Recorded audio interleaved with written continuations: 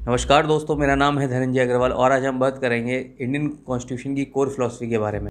दोस्तों, जब कभी आपको किसी बुक के बारे में जानना होता है तो सबसे पहले आप उस बुक का प्रीफेस ज़रूर पढ़ते होंगे, क्योंकि उस बुक के प्रीफेस में उस बुक का सब्जेक्ट मैटर दिया होता है, उस बुक का ऑब्जेक्टिव दिया होता है। Similarly, preamble is the preface of Indian constitution. दोस्तों, जब भी हम प्रीएम्बल पढ़ते हैं तो भारत के संविधान को समझने के लिए प्रीएम्बल हमारे बेसिकली दो पर्पसेस को सर्व करता है।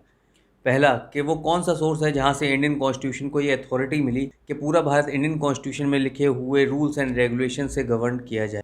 दूसरा, क्या है इंडियन कॉन्स्टिट्यूशन का मेन ऑब्जेक्टिव।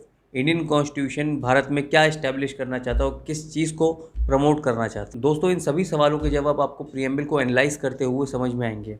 तो प्रीएम्बल को एनालाइज करने के लिए सबसे पहले हम प्रीएम्बल को 4 पार्ट्स में डिवाइड करते हैं। पहला, डिक्लेरेटरी एस्पेक्ट। दूसरा, रिजोल्यूटरी एस्पेक्ट। तीसरा, प्रॉमिसिंग एस्पेक्ट। चौथा, एनेक्टिंग क्लॉज। चलिए शुरुआत करते हैं पहले एस्पेक्ट से, that is declaratory aspect. Preamble की पहली लाइन के 5 शब्द we the people of India हमें भारत के संविधान के सोर्स के बारे में बताते हैं कि भारत का संविधान भारत के लोगों ने ही बनाया है और ये अथॉरिटी दी है कि पूरा भारत इंडियन कॉन्स्टिट्यूशन में लिखे हुए रूल्स एंड रेगुलेशन से गवर्न किया है। दोस्तों, इस सोर्स को कहते हैं पॉपुलर सॉवरेनिटी।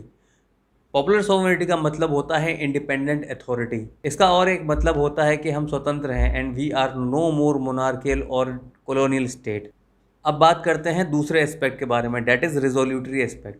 दोस्तों, दूसरे एस्पेक्ट में हम ये एनालाइज करते हैं कि भारत के संविधान में 5 ऐसे कोर आइडियल्स दिए हुए हैं, जैसे sovereign, socialist, secular, democratic, republic, जिनसे भारत का socio economic and political structure organise किया जाता है। आगे बढ़ते हैं तीसरे एस्पेक्ट की तरफ, दैट इज प्रोमिसरी एस्पेक्ट। दोस्तों, ये तीसरा एस्पेक्ट बहुत ही महत्वपूर्ण है।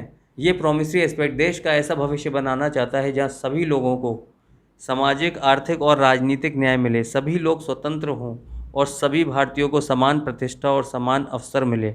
दोस्तों, इस तीसरे एस्पेक्ट का मेन एजेंडा है to establish socio economic democracy, और ये एजेंडा उन लोगों के लिए जस्टिस की तरह है जो सदियों से सामाजिक, आर्थिक और राजनीतिक कुरीतियों की वजह से पिछड़े रह गए। दोस्तों, अब आगे बढ़ते हैं चौथे एस्पेक्ट की तरफ, डेट इज एनेक्टिंग क्लॉज।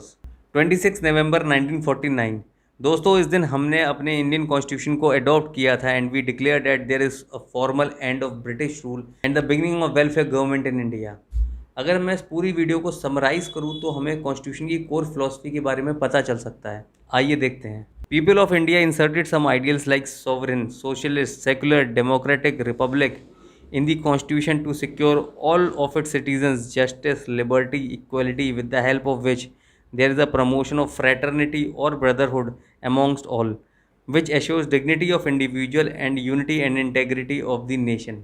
तो दोस्तों, कॉन्स्टिट्यूशन का अल्टीमेट एम है to assure dignity of the individual and to maintain unity and integrity of the nation. और कॉन्स्टिट्यूशन की कोर फिलॉसफी है to let down the foundation of egalitarian society which favours social equality. दोस्तों, आज का video यहीं तक था। आशा करता हूँ आपको मेरा ये वीडियो इन्फॉर्मेटिव लगा हो, और अगर आप ऐसे ही इन्फॉर्मेटिव और कॉन्सेप्चुअल वीडियो देखना चाहते हैं तो चैनल को सब्सक्राइब कीजिए।